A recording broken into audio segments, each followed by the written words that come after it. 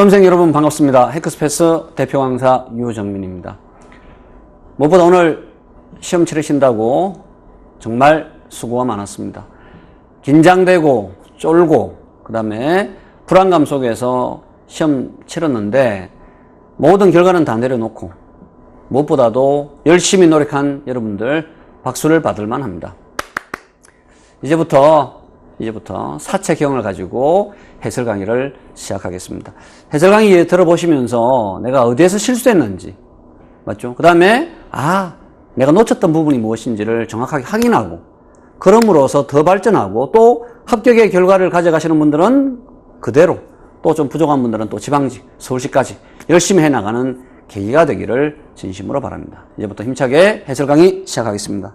먼저 2015년 국어 국가직 시험에 대한 국어 과목 총평을 드리면 제일 중요한 것은 비문학의 비중이 매우 높았다. 여기 보시면 알겠지만 비문학이 여러분 8문항이 나왔죠. 8문항이. 오타가 귀엽게 나왔네요. 그죠? 8문항이 나왔습니다.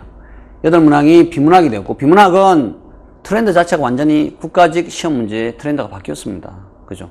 이전에 비문학이 한 3문제밖에 나오지 않았는데 작년 이후로부터 계속 재작년부터 비문학의 비중이 거세게 높아지고 있습니다. 대체적으로 난이도 자체는 평이했습니다. 이 말은 쉽지도 않았고 어렵지도 않았지만 체감적으로는 여러분들이 쉽게 느꼈을지 모르나, 그죠? 체감적으로는 쉽게 느꼈을지 모르나 실제 채점을 해보니까 점수가 좀 낮다라는 분들의 반응이 많았습니다. 그래서 이 말은 결국 평이했지만 군데군데에 함정을 깔아가지고 여러분들에게 실수를 유발하는 문제가 출제가 되었습니다. 됐죠? 문제 출제 문항을 보면 어법이 6문항, 그죠? 어법이 6문항, 문학 3문항, 비문학은 8문항, 그죠?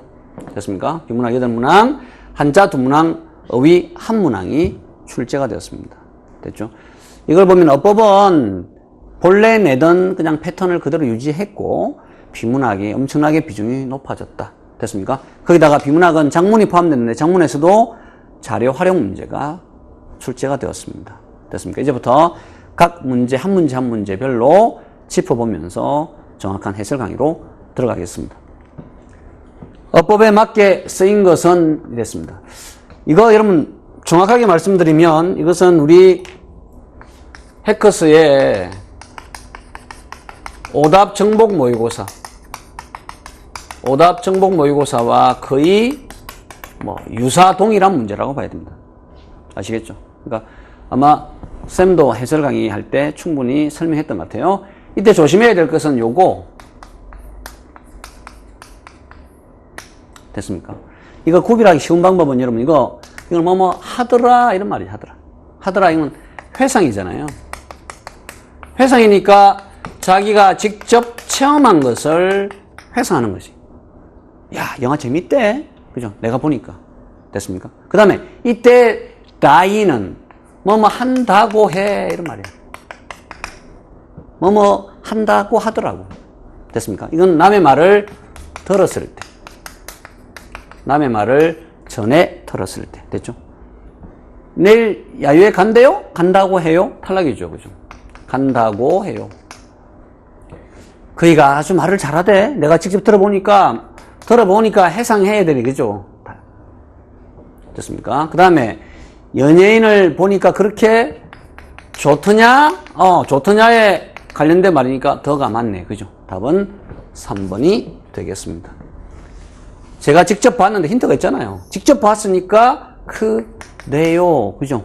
크더라. 그죠? 됐습니까? 해상의 의미가 반드시 있어야 됩니다. 이 문제 이제 이해하시겠죠? 대와 대를 구별하는 문제는 결국 내가 직접 체험했는지 아니면 들었는지를 구별하는 문제입니다. 아시겠죠? 오케이.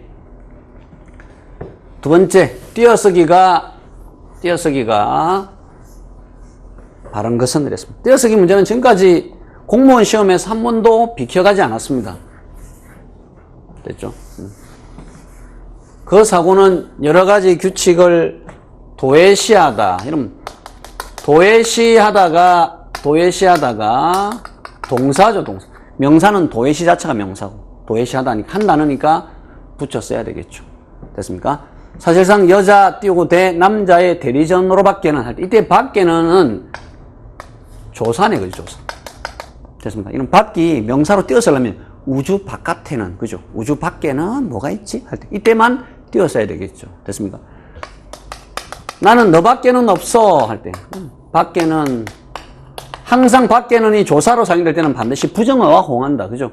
몇 번 우리 수업 시간에 설명했습니다. 그죠? 대리전어로 밖에는 조사 뒤에 또 조사가 붙을 수가 있죠. 됐습니까? 반드시 거기에 가겠다면 내키는 대로, 대로는 어조명사니까 답은 3번이 되시겠습니다. 금연을 한 만큼 당연히 잘 띄웠었네. 그죠? 여기까지 네 건강이 어느 정도까지 회복될지 회복되다의 활용형이 불가지고 그래. 어떻게 회복될지 궁금하다. 붙여 써야 되겠습니다. 이해하시겠죠? 이건 우리 라이브 특강 마지막 할 때도 조심하라고 몇 번 얘기했던 것 같습니다. 3번 갑시다. 밑줄 친 조사의 쓰임이 옳지 않은 것은 이랬습니다. 조사, 요 근래 계속 시험 문제 내서 한번 우리 모의고사 할 때도 다뤘던 것 같습니다. 건축 면적은 설계도에서 정한 기준에 따라 산정한다. 제안서 및 과업 지시서는 참가 신청자에게 하나요. 아하, 답은 2번 틀렸네, 그죠? 왜냐면, 본래 애기에는 부사격 조사라서 누구누구 애기가 맞는데, 하나요, 한정을 두죠, 그죠? 그 사람의 하나요, 그죠? 됐습니까? 이때는 애기가 아니라 신청자의 하나요, 요구한다. 관리사무소에 비치하고 있습니다. 나머지 규정에도 불구하고 1년 유예를 둔다. 좋습니다. 답은 2번이 되겠습니다. 4번 다음 글에서 경계하고자 하는 태도와 유사한 것은 이랬습니다. 이제 비문학 독해와 관련되어 있고 결국 한자성어와 관련되어 있습니다. 됐죠? 비판적 사고는 지엽적이고 시시콜콜한 문제를 트집 잡아 물고 늘어지는 것이 아니라 시시껄렁한 문제를 트집 잡는 게 아니고 됐습니까? 문제의 핵심을 대상으로 삼아야 된다. 결국 본질적인 걸 건드리지 않고 쓸데없는 것 가지고 설치는 사람들을 비판해야 되겠죠. 됐습니까? 경물치지라는 것은 여러분 사물의 본질이나 이치를 깨달아서 지식을 깨달아가는 것을 경물치지라니까 답이 아니고 답은 2번이 되겠네요. 그죠? 본말 전도. 본질과 말. 그죠? 본질적인 거와 곁다리가 그죠? 뒤집어졌다. 그죠? 됐습니까? 본말 전도. 유명무실. 알죠, 여러분? 이름만 있지. 개뿔도 없을 때 유명무실. 도노 점수는 이거 국사 시간에 배운 적 없습니까, 여러분? 본래 도노 점수와 도노 돈수가 있죠. 우리 불교에서 아주 유명한 논쟁이잖아. 도노 돈수는 뭐죠? 단박에 깨닫는 거죠. 한 번에 깨닫는 거. 옛날에 성철 스님 같은 사람은 단박에 깨달아야지. 깨달음이라는 것은 도노 점수는 뭐죠? 한 번에 깨닫되 점점 수양을 해야 된다. 이런 말이죠. 됐습니까? 답은 2번이 좋습니다. 5번 다음을 논리적 순서로 배열한 것은 아마 우리 동영 모의고사를 수강하거나 인강으로 들었던 수험생들은 절대 틀리면 안 되죠. 왜냐하면 항상 논리적 순서 문제가 나오면 항상 1문단, 1문장을 잡는 게 제일 중요하다. 근데 1문장, 1문단은 절대 오지 못하는 게 이렇게 지시어, 접속어는 절대 오지 못한다라 했잖아. 그럼 답은 뻔하잖아요. 그죠? 답은 3번밖에 될 리가 없네. 그저 주는 문제야. 그저 주는 문제. 아시겠습니까? 답은 3번이 됩니다. 뭐 이유요하를 막론하고 이렇게 지시어가 나오거나 접속어가 나왔다는 것 자체는 1번 타자로 올 자격이 전혀 없다. 이런 말이 되겠습니다. 답은 바로 3번이 되겠습니다. 됐죠? 이 정도 보면 엄청나게 문제가 쉽게 출제됐다라고 봐야죠. 갑시다. 6번. 다음 중 리더십 부재와 잘못된 정책을. 이제 공무원 시험이다 보니까 이제 이런 문제를 비문학과 정책과 관련지어서 이제 계속 문제를 내죠. 힌트가 뭐냐면 여러분 일단 리더십이 부재해야 돼. 지도자가 지금 온데간데 없어. 그죠? 그 다음에 잘못된 정책을 등산에 빗대어서 유추해가지고 하라고. 그럼 등산을 할 때 여러분 앞서 등반대장이 있을 거 아니야. 그죠? 등반대장이 있는데 이 등반대장이 뭐 헛짓을 한다든지 아니면 제대로 안 해가지고 결국 우리 등반이 실패하는 게 답이 돼야 되겠죠. 됐습니까? 리더십이 부재하다고. 됐습니까?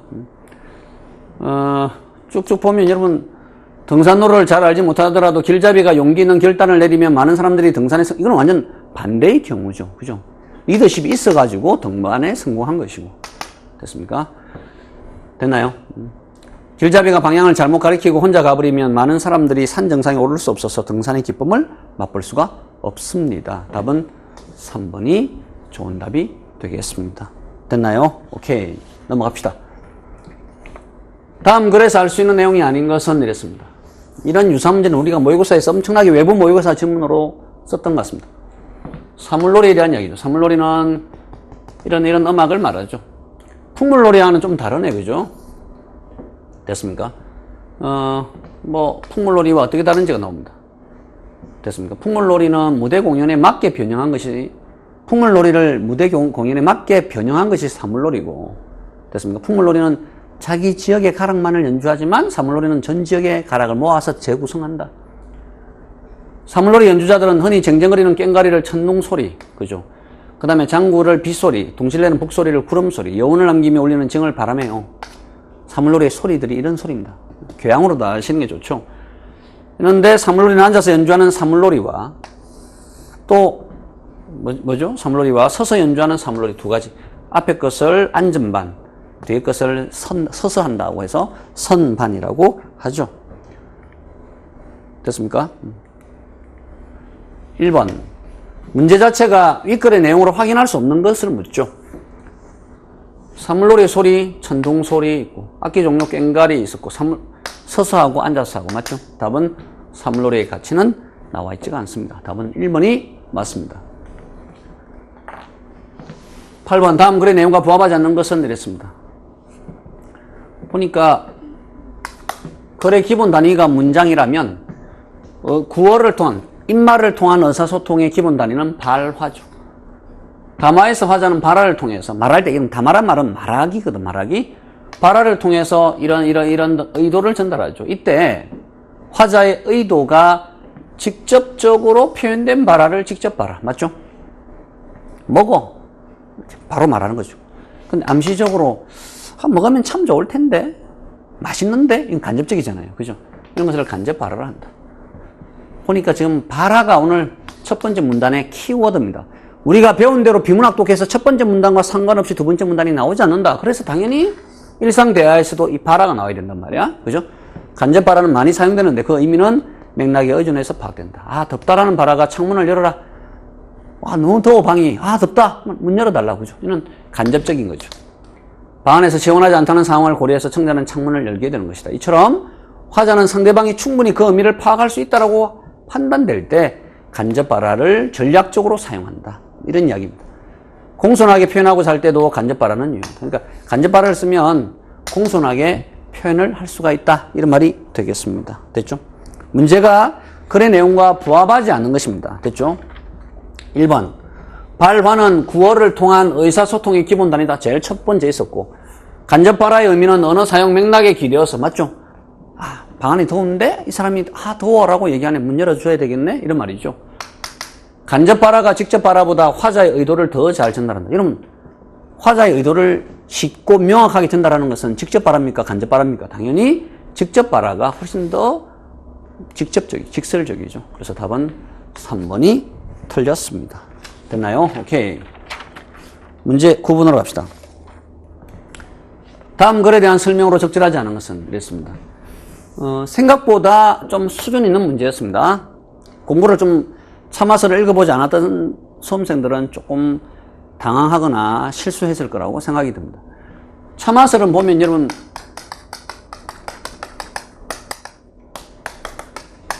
말을 빌려 타는 이야기죠. 됐습니까?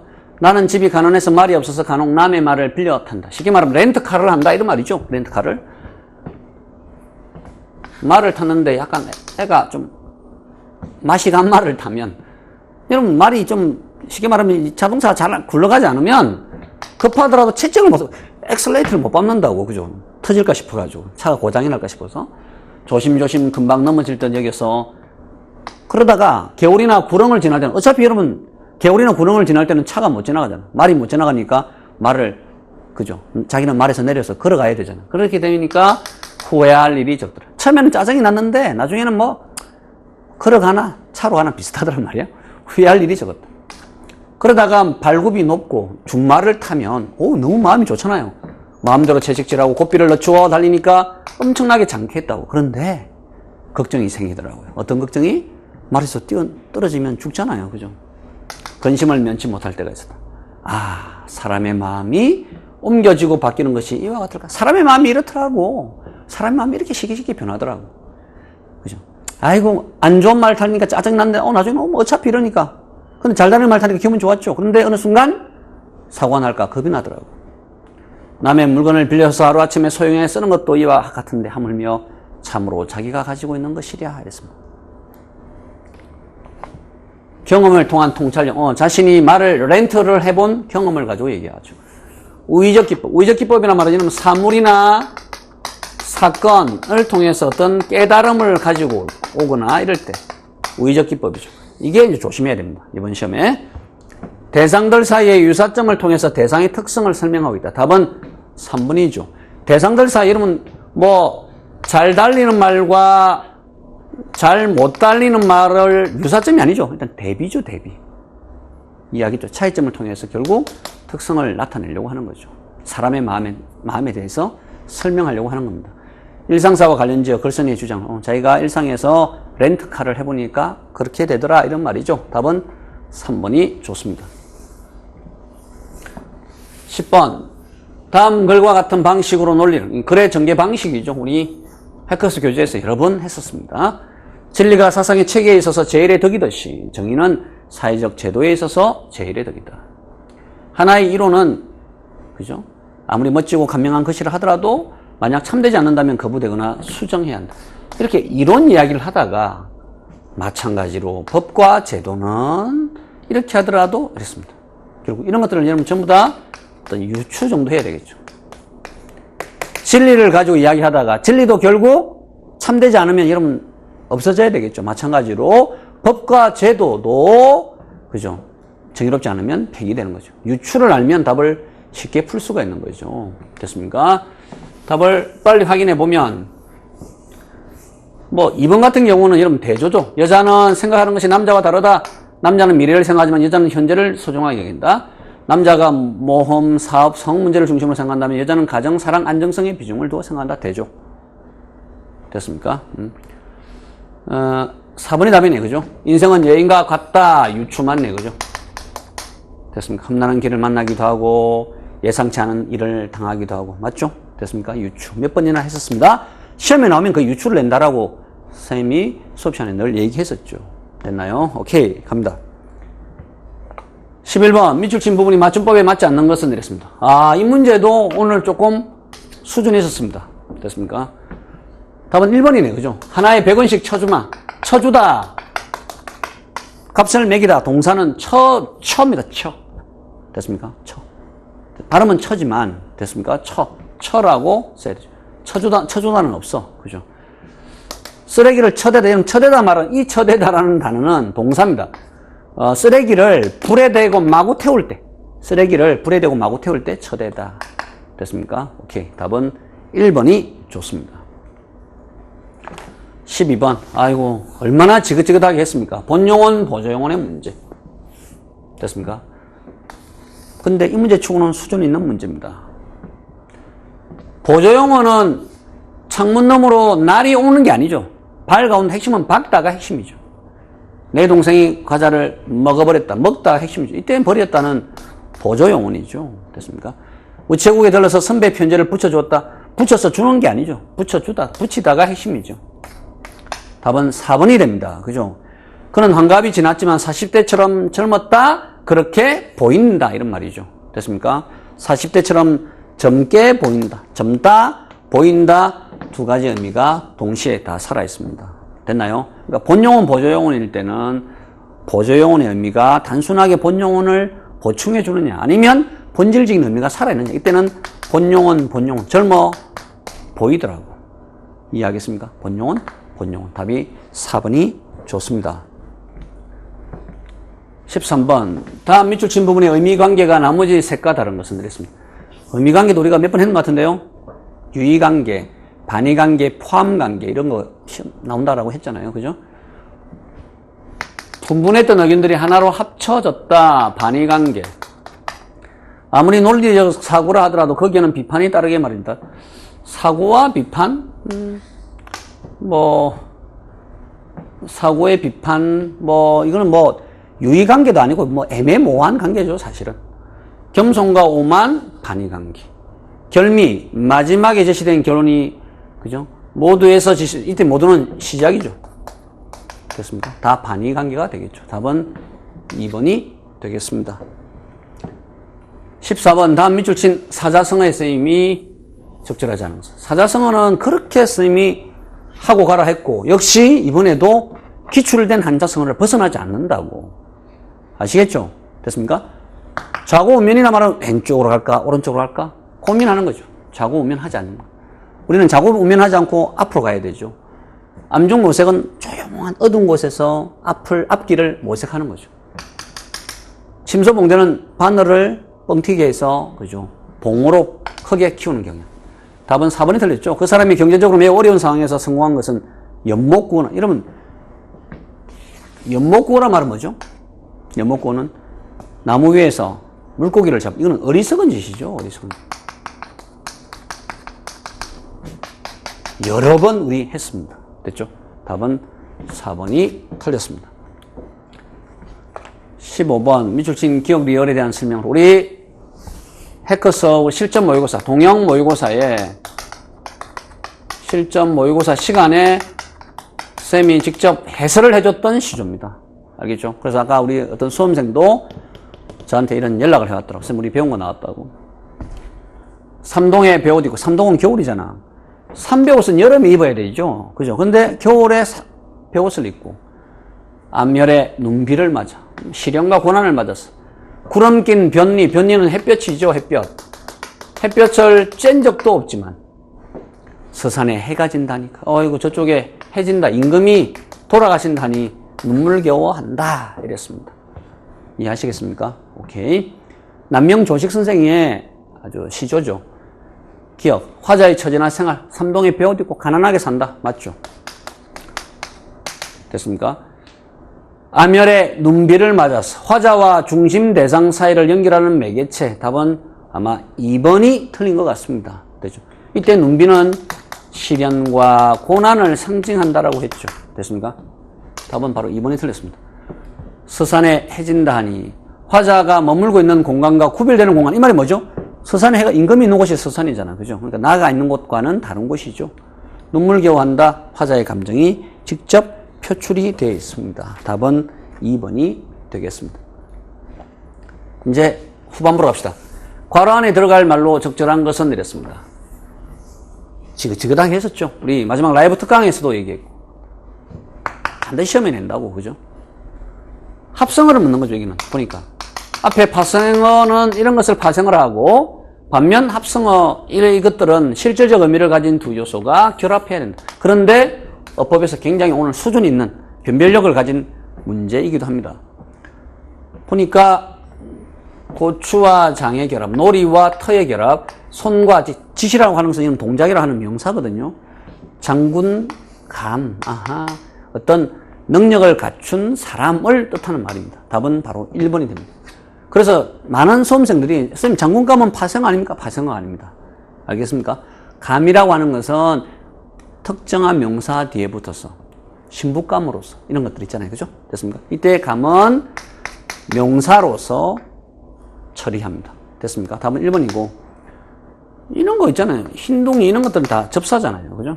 장난기도 접사하고 그 다음에 핫바지 할 때 핫은 접두사고 됐습니까?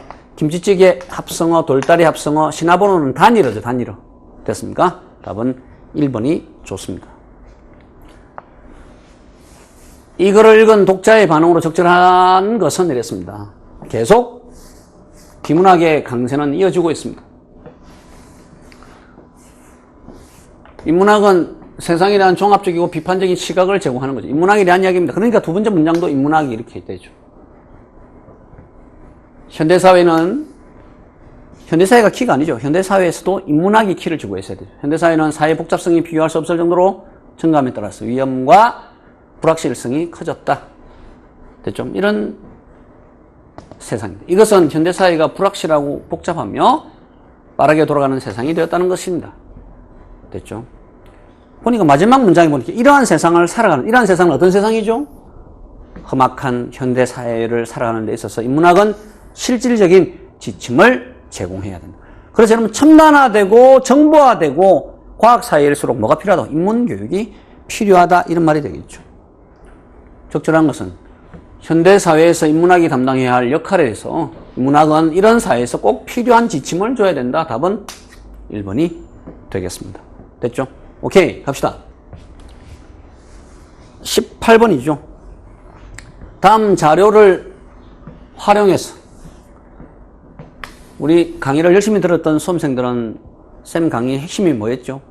장문에서 핵심이 뭐라 했죠? 고쳐 쓰기, 또 개요 작성, 자료 활용.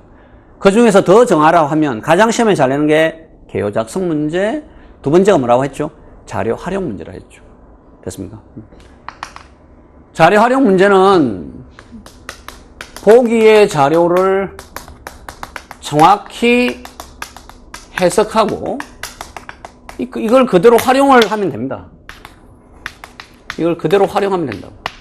그래서 자료 활용 문제의 생명은 뭐냐면 아무리 옳은 말이라 하더라도 이 자료 안에서 확인할 수 없으면 답이 성립이 안 된다고. 예를 들면 인터넷의 순기능은 정보의 다양한 습득, 커뮤니케이션 편하잖아요. 온라인 여가 활동할 수 있잖아요.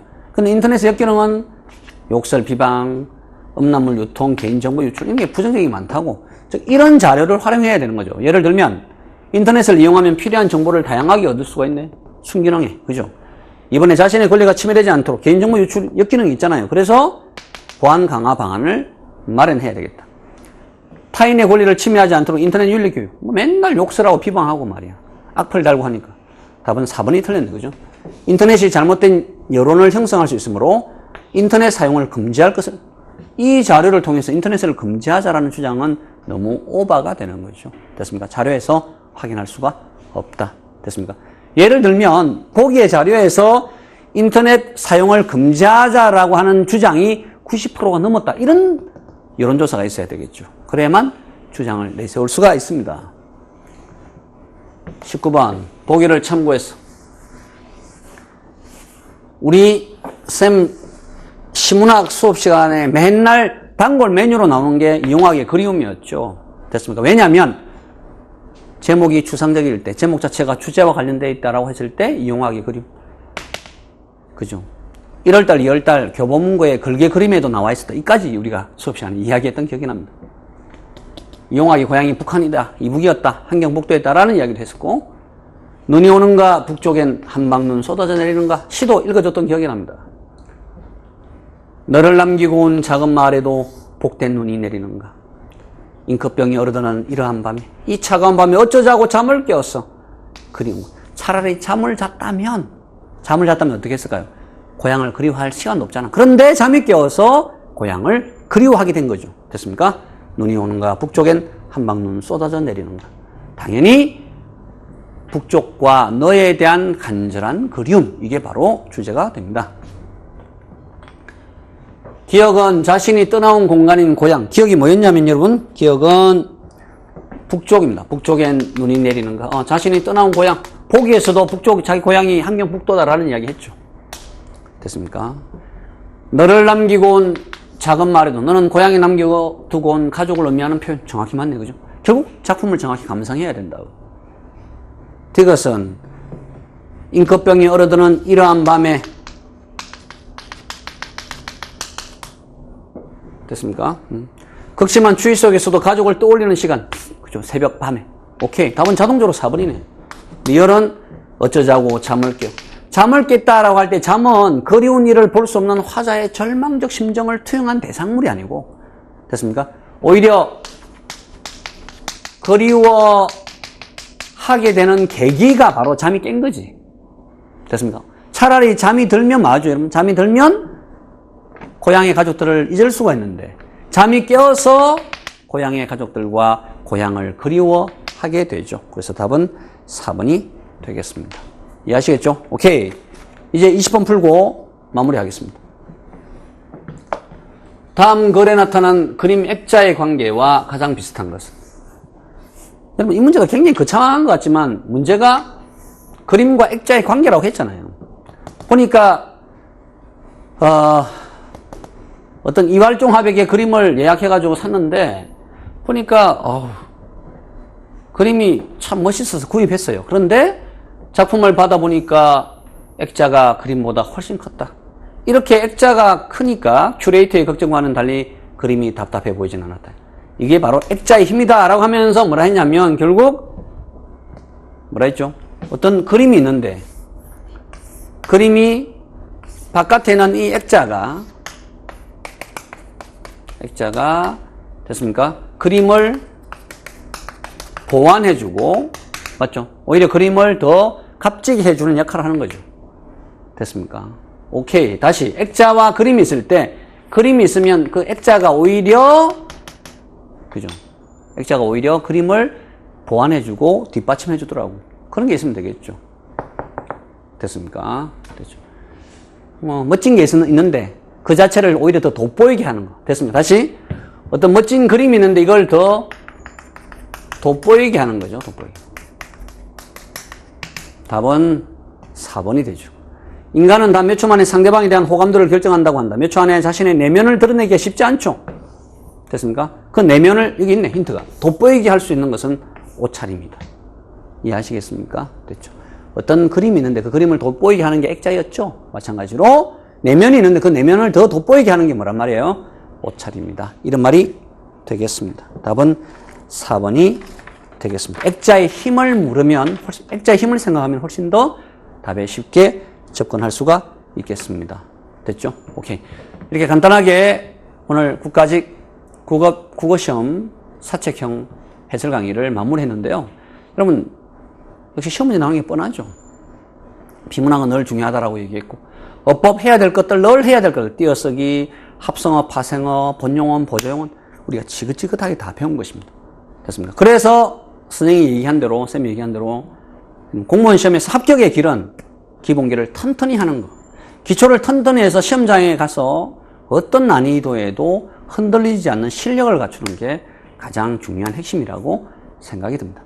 무엇보다 여러분 오늘 시험 치른다고 고생이 많았고 오늘 내일 푹 휴식하시고 또 재충전해서 또 새롭게 도전하는 분들은 지방직 서울시까지 쌤과 우리 해커스와 함께 같이 가십시다. 저희 해커스가 여러분들을 응원하고 함께 하겠습니다.